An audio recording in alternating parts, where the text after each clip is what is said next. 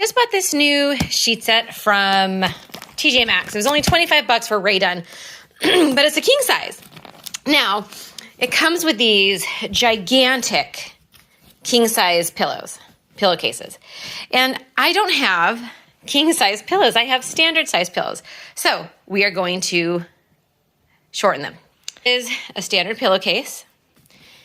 And I'm going to do a French seam. This is, it's about 7.5 inches longer. So I'm going to take it I'm going to cut it here. Then I'm going to do a French seam and then it should fit. Maybe I'll do 1.5 inches just to make sure that it fits. But that's how we are going to shorten king size pillowcases to a standard size pillowcase. Okay, so I am going to be lining this up, making sure that it's square. I'm going to give myself basically 1.5 inches from that other pillowcase. We're kind of whatever, but it's okay as long as this part is straight. So couldn't match you guys, but I drew the line. This is a heat erasing marker or pen. It's falling apart, but it's going to work. I'm going to mark up the other pillowcase and then we'll get to sewing.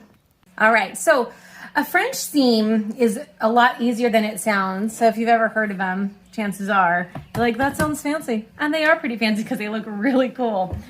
So what I'm going to do here is I'm first going to be sewing down the line with it right sides out. And I know it's right side out because it says sleep. And I need to swap out my thread because right now I've got blue and then we'll be good to go. This is my Juki TL18 QVP Haruka. It is a fantastic machine. I highly recommend it. It is a straight stitch only. And there's funny glare going on. But yeah, absolutely great. It has a little bobbin case. It's pretty easy. And I'm gonna take off my blue thread. And we're just gonna thread it. To thread your Juki, you put it through your arm up here, the little thread spool thing. You're gonna go up through the first hole, down, up through the third hole, around this guy, back up through this guy on that guy, underneath this arm, through this latch, up through this elbow, back through the latch, through this guy, and then you thread them. My automatic threader doesn't work because my kid was playing with it, so that's fun. But if you do end up threading by hand, just remember on this machine, you're going to thread left to right. Okay, and I got some bubble water. Right now we are going to be drinking Waterloo Orange. I'm thirsty. Isn't that good? Okay, so here we go. Can you see? Should I bring you closer?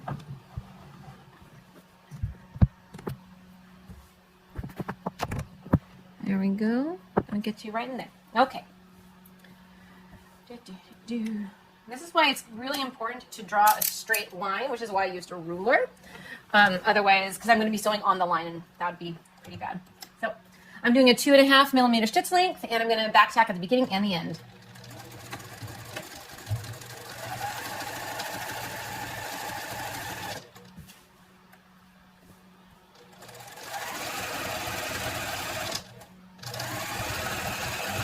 These pillows are so soft.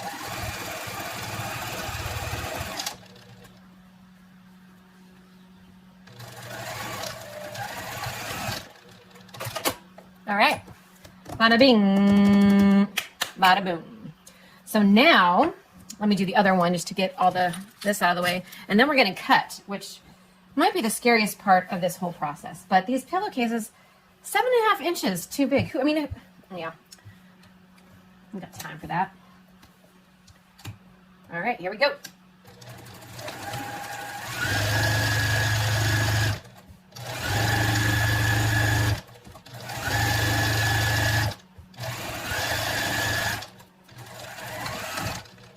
This is why a straight stitch is the best.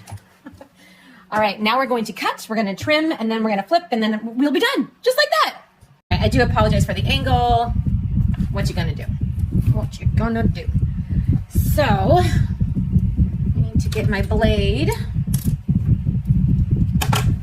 Do one at a time. I'm gonna use a smaller ruler.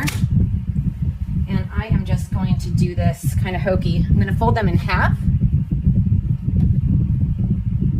I'm going to line up my stitch marks. And from here, I'm just gonna trim off, I'm gonna trim 1/4 inch from my line. Can you guys see that? Oh, too much. This is kind of difficult. Here we go.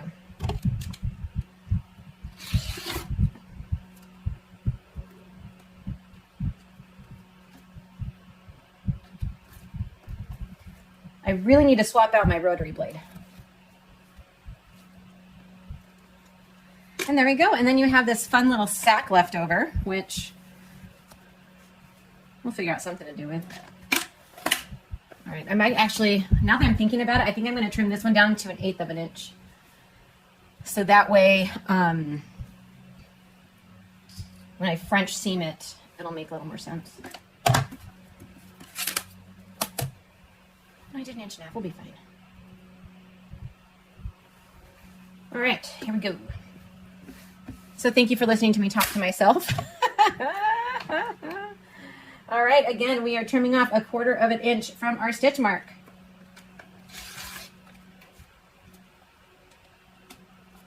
All right, boom, boom. And so what we're gonna do to make it a French seam, you're gonna take it wrong sides out. So get your hands in there. So you can see that's the line where I sewed on. You're gonna flip it. And the reason I'm doing French seams is because I don't have a serger, so I cannot finish out the ends. Because, you know, if you have a serger, it's a little bit easier. But I don't, I don't have a serger. So, good sewing habits would say to iron at this point. I really don't feel like turning on my iron. And since these are white pillowcases and they're not gonna stay white for long, and let's face it, they're pillowcases, I'm not gonna worry about it. All right, is it too blown out? I mean, there's a lot of, oh, that's better. That's better lighting. All right, so we have 1/4 inch in. So what I'm gonna do is on my plate, I'm gonna go at this, the 10, which is in between, I think it's like 1/2 inch. Again, I'm just trying to do this quick before my husband gets home so I can put these in the laundry so I can have fresh sheets tonight.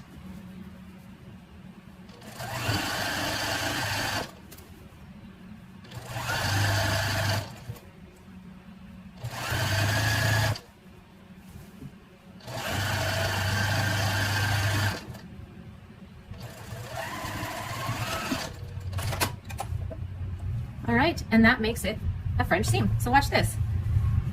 You bring it back, right sides out. There's your sleeve.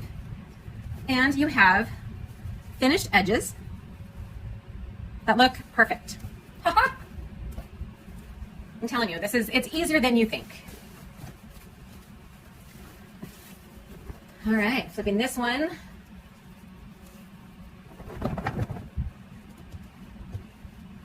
Get these guys out. I want to make sure you do poke out those corners.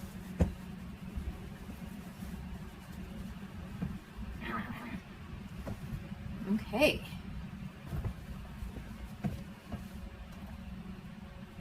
This seam allowance is scooting that way. So we'll just keep it going. All right, so again, we're doing about 1/2 inch stitch here.